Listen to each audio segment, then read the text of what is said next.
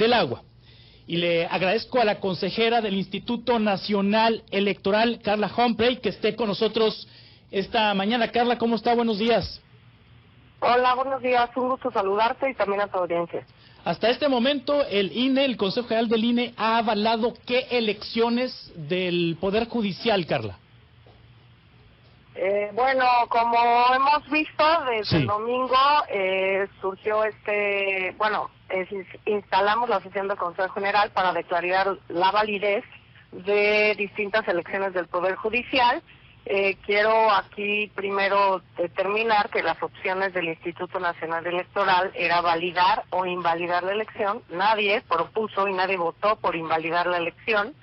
Y hasta este momento se ha validado las elecciones, digamos, nacionales, que son las de la Suprema Corte de Justicia de la Nación, las de la Sala Superior, la del Tribunal de Disciplina Judicial y las que son por circunscripción, que son las de las salas regionales del Tribunal Electoral del Poder Judicial de la Federación. Sí, Carla, usted propuso el fin de semana no entregar constancias o no admitir los triunfos de algunos candidatos ganadores que han sido denunciados por violencia de género o que son deudores alimenticios, o en el caso, por ejemplo, de un candidato ganador aquí en el estado de Sonora, a magistrado de circuito en materia civil y del trabajo, Genaro Antonio Valerio, por acusaciones de acoso.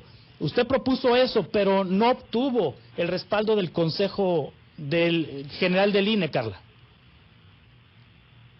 Pues sí, es el tema. Cuando hay que tomar decisiones jurídicas, pues las decisiones jurídicas van acompañadas de consecuencias, Sí. No como declarar la no validez, pero entregar las constancias de mayoría. A mi juicio, la otra revisión de la que estamos hablando es justamente la 8 de 8 contra la violencia de género, que está establecida en la Constitución, más otras dos causales del propio artículo 38 y los requisitos de elegibilidad. En esa sesión yo manifesté que pues en un punto anterior a este debate, justamente en el punto 8 de 8 contra la violencia, que a mi juicio 3 candidatos ganadores estaban en esos supuestos para no entregarles la constancia por tener pues varios indicios, pero digamos fuertes, no solamente porque la ciudadanía, organizaciones de la sociedad civil o incluso autoridades competentes nos dieran a conocer diversa información. En el caso que me señalas, pues este candidato fue señalado por múltiples denuncias de acoso laboral, hostigamiento sexual y abuso de poder en distintos juzgados en donde ha ejercido sus funciones. También se señaló en la información que tiene el propio Instituto Nacional Electoral que hay un expediente disciplinario, el 58 de 2023, justamente del Consejo de la Judicatura Federal, en el que se han acumulado al menos 7 procedimientos de investigación en su contra, impulsados por al menos 8 trabajadoras que también hicieron estas acusaciones de hostigamiento sexual, así como por los casos de acoso laboral, represalias y otras. También pues recibimos de la ciudadanía que el Pleno del Consejo de la Judicatura consideró procedentes estas denuncias y votaron por unanimidad decretar la suspensión temporal del cargo. A mí me parece lamentable que desde el propio Instituto Nacional Electoral nuestros órganos, particularmente ejecutivos, no giraran los oficios de requerimiento al Consejo de la Judicatura para poder tener estas conclusiones. Es decir, me parece que son procedimientos que las autoridades competentes no nos dan la información en tiempo y forma, pero también que como autoridades no requerimos la información necesaria. Si estamos viendo que por parte de la ciudadanía y de distintas organizaciones nos ponen en el contexto de que en el propio Consejo de la Judicatura están estos expedientes abiertos y hay una votación para suspender temporalmente del cargo a una persona por esos temas que tienen directamente que ver con los supuestos constitucionales de la 8 de 8 contra la violencia, pues claramente no podemos hacer como que no existen todos estos antecedentes y otorgar las constancias de mayoría. Así que, bueno, yo ya voté junto con otra colega en contra de otorgarle a alguien esta constancia en una de las salas regionales y bueno, hoy veremos estos otros casos. que pues obviamente no podré acompañar porque me parece que hay evidencias y pruebas y datos suficientes para determinar que se están situando en una de estas causales para pues no otorgarles la constancia de mayoría, porque justamente lo que se trata con esta medida constitucionalizada es que las personas que ejercen violencia contra las mujeres, violencia de género, no ocupen estos cargos y desde estos cargos sigan ejerciendo estas conductas por las que violentan los derechos de las mujeres. Me parece que aquí, y lo he dicho siempre, no es a partir de hoy, que se habla del tema de la presunción de inocencia, pero la presunción de inocencia no es absoluta. La presunción de inocencia de inocencia debe ser ponderada con otros derechos y con otros elementos para determinar pues cuáles son sus límites. Y a mí me parece que tenemos elementos suficientes, incluso en poder de autoridades competentes, para determinar que no hay que entregar constancia a estas personas que tuvieron los triunfos en las elecciones judiciales del 1 de junio. ¿Están firmes estos triunfos de estas tres personas y particularmente de este candidato que ganó aquí en Sonora, Genaro Antonio Valerio, o quienes se sientan agraviados por esta circunstancia pueden recurrir a este triunfo?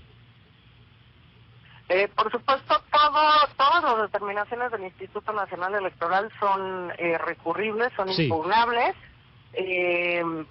Pues ya hay distintos juicios, por ejemplo, en torno a pues los resultados de la elección, la posible nulidad, etcétera.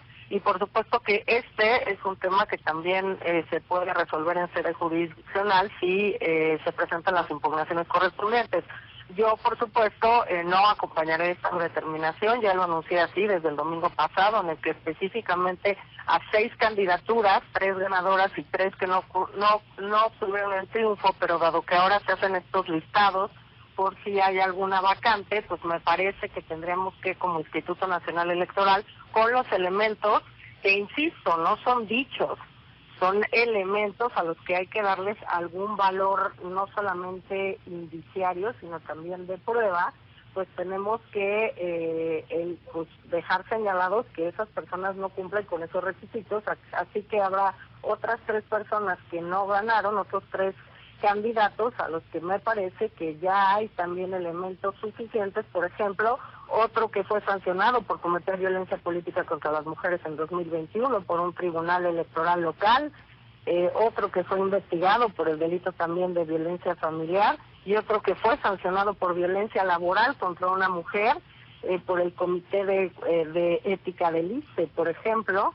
Entonces creo que no estamos, sí, no es sentencia firme, pero claramente son elementos muy evidentes, incluso pues que ya están avalados por otras autoridades de la Comisión de distintas conductas que encuadran perfectamente en la violencia contra las mujeres, que está señalado también incluso las causales de violencia política contra las mujeres en la Ley de Acceso de las Mujeres a una Vida Libre de Violencia.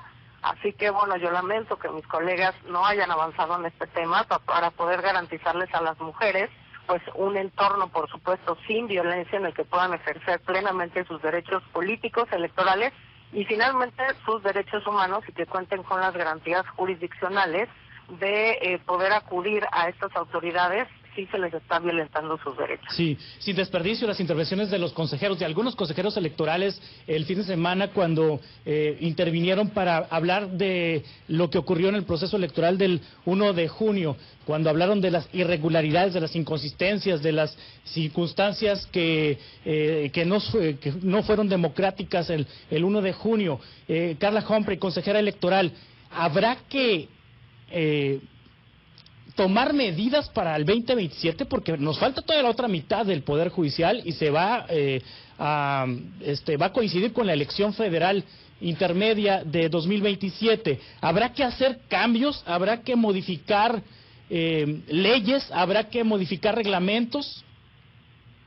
A ver, a mí me parece que es este falso debate entre quiénes son casi los salvadores de la patria y quién no, porque sí, al final de cuentas todas las y los consejeros electorales votamos porque había irregularidades, todas sí, y todos reconocimos esas irregularidades. El tema en el que no coincidimos es qué se debía hacer. Bueno, más bien, uno de los temas sí, en anular o sacar del cómputo toda la votación de las casillas en las que tenemos probado que ocurrieron distintas irregularidades, estas 818 casillas. En lo que no estamos de acuerdo es que, por lo menos para mí, la posibilidad que había era la de invalidar la elección o validarla. No este tema intermedio y descafeinado de decir que no es válida, pero entrego las constancias de mayoría, es decir, que les doy consecuencias jurídicas a ese triunfo. Entonces, pues me parece que jurídicamente entre esos dos extremos, pues el de en medio, este gris, pues claramente no se sostiene. Y hay muchas cosas que tenemos que hacer. Primero, internamente en el INE, yo propuse que se iniciara una investigación interna para determinar responsabilidades de diversos funcionarios públicos, porque hay algunos hechos por los cuales ya se presentaron denuncias penales en los que se tiene que tener colaboración de algún funcionario electoral, desafortunadamente.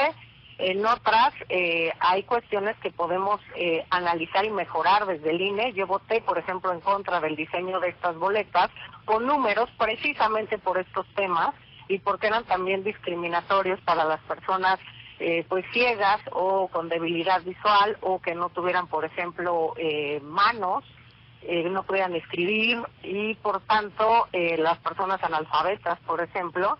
Y creo que hay mucho que podemos mejorar del diseño de las boletas. Creo que también puede ser la antesala al voto electrónico. En la página de internet del instituto tuvimos un sitio que se conoció como Practica tu voto, en el que era pues ya casi un voto digital, un voto electrónico, que creo que eso también facilitaría y abarataría el costo de las elecciones. Y por otra parte, pues hay temas que nosotros no podemos cambiar. Creo que primero, fue una elección que hicimos con el 58% de recursos menos, es decir, recortados. Esto nos hubiera permitido poner mayor número de casillas y creo que eso habría limitado la posibilidad de estas estrategias irregulares de difusión, por ejemplo, de los acordeones, porque pues al tener más del doble de casillas como las del 2024, pues evidentemente eso también se complicaba. También la no vigilancia de partidos políticos de las casillas, creo que es un tema que hay que revisarse. Si bien estoy de acuerdo que no puedan participar en el propio proceso ni estar presentando candidaturas, sí creo que es un contrapeso importante que no se tuvo en la propia jornada. Estos contrapesos que se estén limitando y estén permitiendo que asentar en las actas de casilla distintas irregularidades para que después pueda ser revisable. Y pues también creo que hay que revisar muy claramente el tema de que sean coincidentes estas elecciones con las elecciones intermedias de 2027, porque con una elección a Cámara de Diputados y Diputadas, con elecciones a 16 gobernaturas, más de 30 congresos locales, y estas elecciones de la otra mitad del Poder Judicial, más las entidades federativas que se quedaron fuera de estas 19 en esta ocasión, claramente por las reglas de cada uno de estos procesos tenemos que correr procesos paralelos, lo cual hace que los costos sean mucho más altos, que necesitemos el doble de personas para las casillas, tanto del Poder Judicial como las casillas, digamos, de elecciones del Poder Legislativo y Ejecutivo, es decir, con partidos políticos.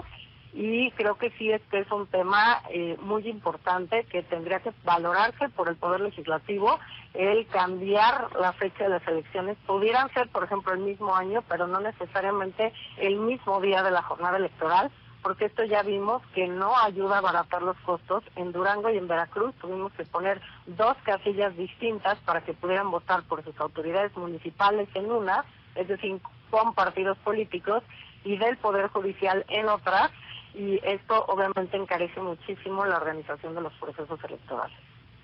Le agradezco mucho, Carla Humphrey, que nos haya tomado esta entrevista. Consejera electoral, estamos en contacto si le parece. Claro que sí, con mucho gusto. Gracias por este espacio y que tengan muy buen día. Gracias. Son las 8:19.